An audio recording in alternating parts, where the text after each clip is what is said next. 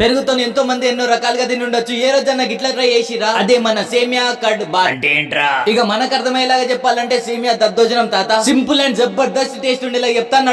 ఒక కడాయిలో 1/2 లీటర్ నీళ్లు పోసుకోండి. అవి వేడి కాగానే 1 కప్పు సేమియా వేసుకోండి. 2 నిమిషాలు ఉడకబెట్టుకుని లైట్ గా పలుకు ఉన్నప్పుడు తీసేది. తర్వాత సీదా తీసుకెళ్లి జాలీలు వేసుకొని వడగొట్టుకోరి. పక్కా సల్లలీలు పోసుకొని, లేకపోతే ఆ వేడికి ఇంకా ఉడుకుతుంది. తర్వాత ఒక బౌల్ లో 1/2 కిలో పెరుగు, 1/2 టీ స్పూన్ సాల్ట్, ఉడకబెట్టుకున్న సేమియా వేసుకుని రప్ప కలుపురి. అరే ఆలుగడ్డలతో మైసూర్ పాక్ చేయొచ్చు కదరా? అయ్యో మైసూర్ పాకు ఒకటి ఎందుకు తాత, జిలేబీలు కూడా వేసుకుందాం. నువ్వు నీ సరేగానే ఒక పాన్ లో 1 టీ స్పూన్ నెయ్యి, 4 టేబుల్ స్పూన్ల కాజు వేసుకొని బంగారం కలర్ వచ్చేలాగా ఫ్రై చేసుకొని సైడ్ కి తీసుకోండి. తర్వాత అదే పాన్ లో 1 టేబుల్ స్పూన్ ఆయిల్ వేసుకొని శనగపప్పు, మినపప్పు, ఆవాలు, జీలకర్ర మొత్తం కలిపి 2 టేబుల్ స్పూన్లు వేసుకోండి. అవి మంచి వేగగానే కీమా కొట్టిన పచ్చిమిర్చి, కీమా కొట్టిన అల్లం, కొంచెం కరివేపాకు, అవి లైట్ గా వేగగానే చిట్కడి ఇంగు వేసుకొని సీదా తీసుకెళ్లి పెరుగులు వేసుకోండి. అరే రాత్రి పైసలు దొరికిన అడకాలు వచ్చిందిరా. ఫ్రై చేసుకున్న కాజు పక్కింట్లోకి అడుకొచ్చుకున్న కొత్తిమీర కొంచెం వేసుకొని మంచిగా కలుపుకోండి. ఎందుకు పైసలు దొరికినాయి నీలాంటోడే వినేటోడు ఎర్రోడు అయితే కొత్తిమీర చెట్టు కింద కోడికి పాలు విండినా అని చెప్పిండంట.